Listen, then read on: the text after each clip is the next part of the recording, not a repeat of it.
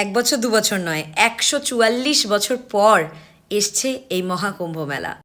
আজকে বলবো এই এত বড় আয়োজন আর এই পবিত্র কুম্ভ মেলার সূচনা কোথায়, শুরু কোথার থেকে। কুম্ভ মেলায় সবার আগে স্নান করার অধিকার কিন্তু নাগা সাধুদের থাকে, তারপর বাকি সাধু সন্ন্যাসীরা স্নান করেন।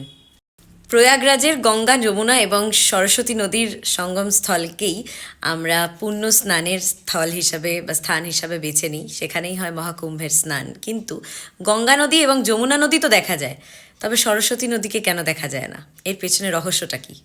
প্রয়াগরাজে অবস্থিত অক্ষয়বট বা অমর বৃক্ষ বলা হয় সেই গাছটি, যেটা সৃষ্টির বিকাশ এবং প্রলয়েরও সাক্ষী।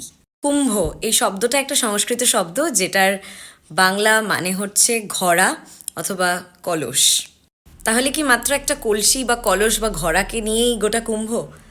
এই কাহিনীটা বা এই গল্পটা জুড়ে রয়েছে সেই ঋষি কাশ্যপের থেকে।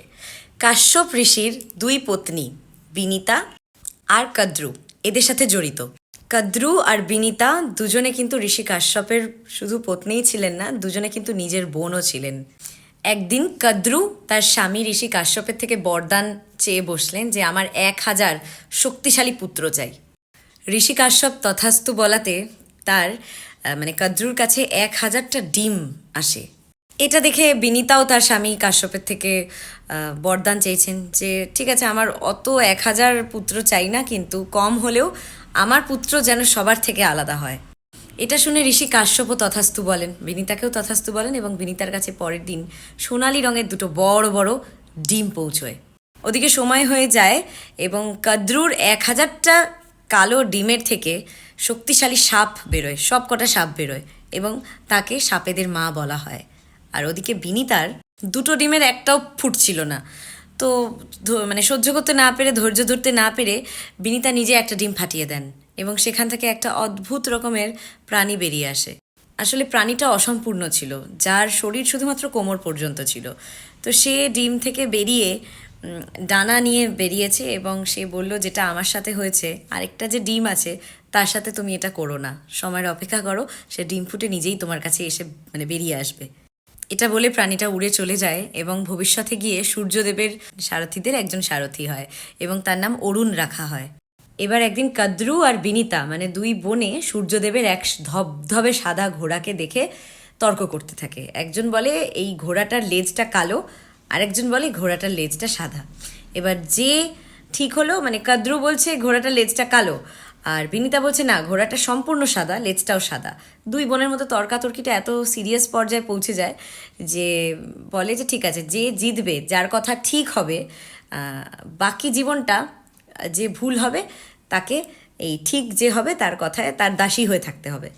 এবার জিতে যাওয়ার জন্য কদ্রু কী করলো, নিজের অনেকগুলো নাগ পুত্রকে মানে নাগ সাপ পুত্রদেরকে বলল, তোরা তো কালো কুচকুচে, তোরা একদম সূক্ষ্মভাবে ঘোড়াটার লেজের মধ্যে চিপকে থাক, এমনভাবে চিপকে থাক যেন ঘোড়ার লেজটা একদম কালো থাকে, তাহলে আমি আমার বোন বিনিতাকে দাসী বানিয়ে রাখতে পারবো। নাগ পুত্ররা মায়ের কথা শুনে তাই করে।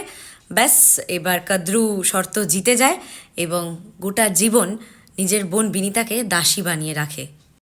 কিছু সময় পরে বিনিতার যে আরেকটা ডিম ছিল, যেটা ফুটেনি, যেটার অপেক্ষায় বিনিতা ছিল, সেটা ফুটে এক শক্তিশালী, মহাশক্তিশালী পাখি আর মানুষের মিশ্রণ বেরোয় এবং পাখিটাকে দেখতে ছিল গরুর পাখির মতন।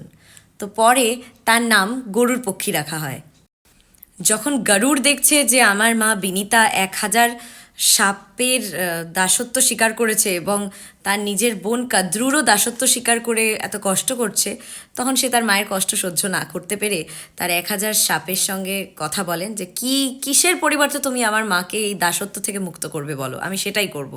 সাপেরা বলল ঠিক আছে, সেটা একটা উপায় আছে, তুমি যদি বৈকুণ্ঠের থেকে ওই যে অমৃত কলস, যেটার মধ্যে সমুদ্র মন্থনের পর অমৃত বেরিয়েছিল, সেই অমৃত কলসের থেকে আমাকে কয়েক ফোঁটা অমৃত এনে দিতে পারো, তাহলে তোমার মাকে আমি দাসত্ব থেকে আমরা সবাই মুক্ত করে দেব।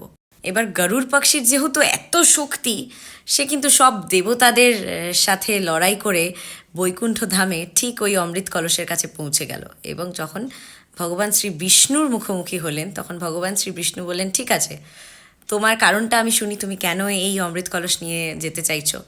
তখন গরুর পক্ষী বলে এই ব্যাপার, আমার মাকে আমি দাসত্ব থেকে মুক্ত করতে চাই। আমার 1000 সাপ ভাই এবং তাদের মা, আমার নিজের মাসি কাদ্রু, এদের হাত থেকে আমি মুক্ত করতে চাই। আমার মায়ের কষ্ট আমি দেখতে পাচ্ছি না, তো আমি এটা নিয়ে গেলেই আমার মা একমাত্র মুক্ত হতে পারে, তাই আমি এটা নিয়ে যাব। তখন শ্রী বিষ্ণু বলেন, ঠিক আছে, আমি তোমাকে এটা নিয়ে যেতে অ্যালাউ করব, আমি বললাম তুমি নিয়ে যাও, আমি অনুমতি দেবো, কিন্তু তার পরিবর্তে তোমাকে সারা জীবন আমার বাহক হয়ে থাকতে হবে। বলো, তুমি আমার বাহক হবে? গরুর পক্ষী রাজি হয়ে বলে, হ্যাঁ, আমি আপনার বাহন হব সারা চিরকালের জন্য। হ্যাঁ, এবার যখন অমৃত কলস নিয়ে সাপেদের কাছে পৌঁছে দাঁড়ায় গরুর পক্ষী, ঠিক তখনই শ্রী বিষ্ণু এক ম্যাজিক্যাল শক্তি দিয়ে ওটাকে গায়েব করে দেয়, অমৃত কলসটাকেই গায়েব করে দেয়। তাতে করে সাপগুলো আর অমৃত পেল না, অমৃত কলস পেল না। এদিকে যখন অমৃত কলসটা নিয়ে গরুর পক্ষী সাপেদের কাছে পৌঁছচ্ছিল, সেই সময়ের মাঝখানে কয়েক ফোঁটা অমৃত 4টে জায়গায় পড়ে যায়। 1 হরিদ্বার, 2 উজ্জয়ন, 3 নাসিক এবং 4 হচ্ছে প্রয়াগরাজ। আর এটাই কারণ যে এই 4টে স্থানেই আমাদের মহাকুম্ভ আয়োজন করা হয় এবং মহাকুম্ভের স্নান হয়।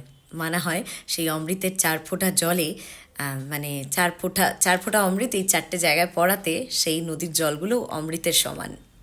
সবাইকে মহাকুম্ভের অনেক অনেক পবিত্র শুভকামনা এবং পবিত্র স্নানের অনেক অনেক শুভেচ্ছা রইল। সবাই মহাকুম্ভের পবিত্র এই সঙ্গমে ভালোভাবে সুরক্ষিতভাবে যান এবং সুরক্ষিতভাবে ফিরে আসুন।